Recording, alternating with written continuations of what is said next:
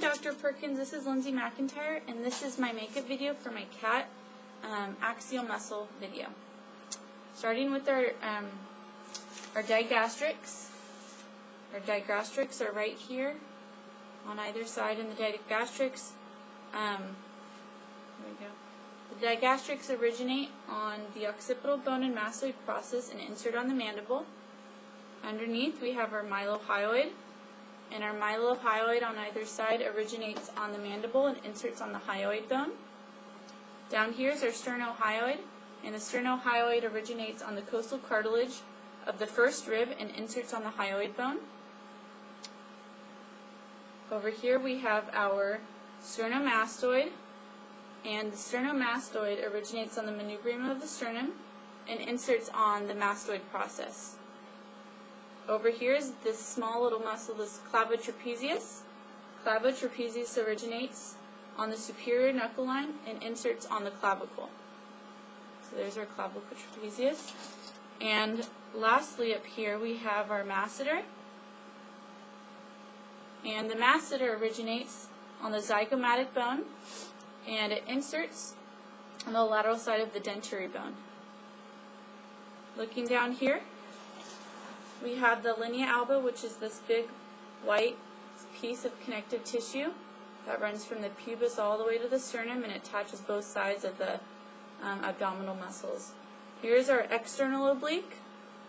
We'll start off with the rectus abdominis. Rectus abdominis originates on the pubic symphysis and inserts on the linea alba. And the external oblique originates on the posterior ribs and inserts on the linea alba.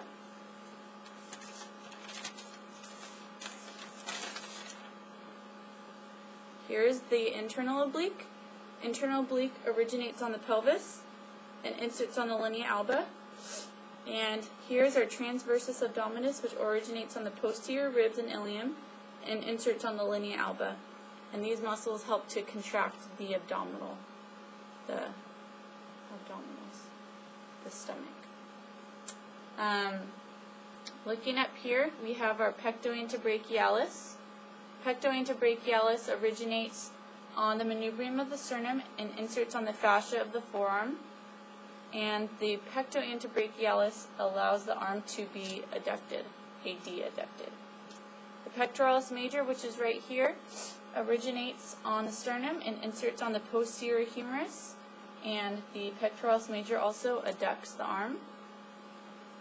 Down here is the xiphi humerales, right underneath the pectoralis minor.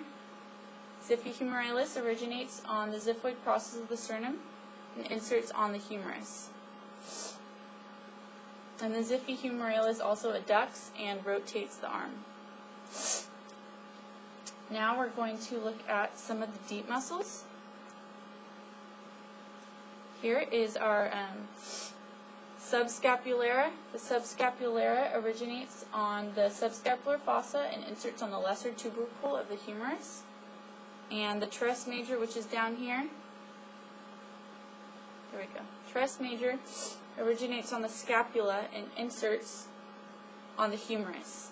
So we have our subscapular fossa and our teres major. Looking closely over here, we have these little scalenes. We have our anterior medius and posterior scalenes.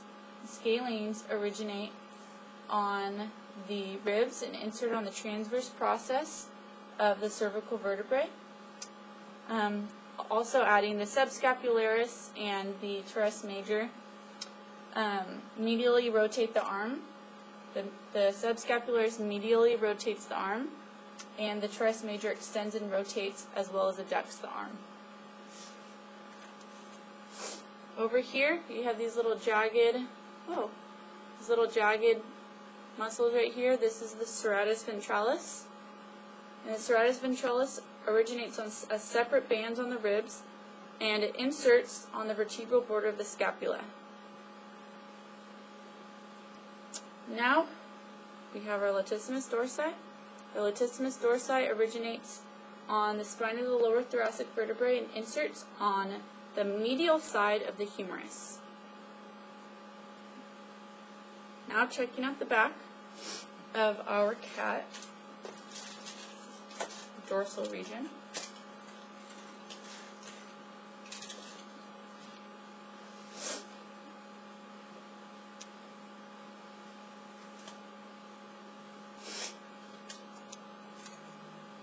Okay.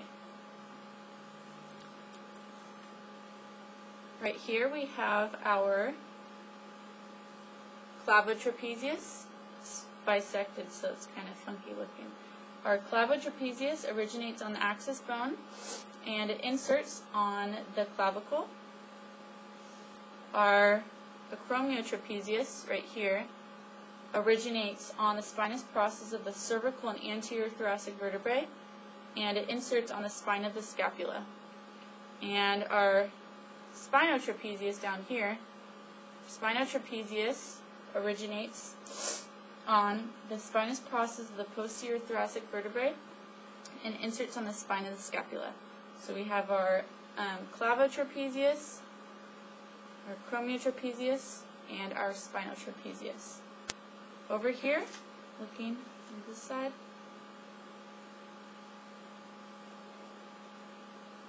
we have our levator scapulae, and the levator scapulae, let's see, get some good light right there. The levator scapulae originates on the occipital bone and inserts on the vertebral border of the scapula. I'm now looking at the deep muscles of the posterior back and shoulder.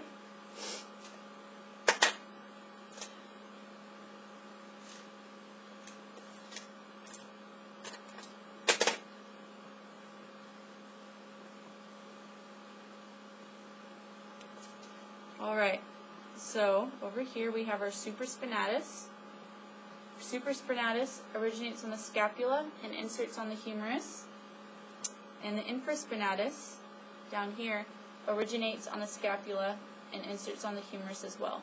Supraspinatus and infraspinatus both extend the arm, and the infraspinatus rotates the arm outward. Over here is the rhomboidus muscles. And the rhomboidus muscles originate on the spine of the posterior cervical and anterior thoracic vertebrae and insert on the vertebral border of the scapula. So those are the rhomboidus. And our rhomboidus capitis, which is up here, rhomboidus capitis originates on the spinous line and inserts on the vertebral border of the scapula. Thank you.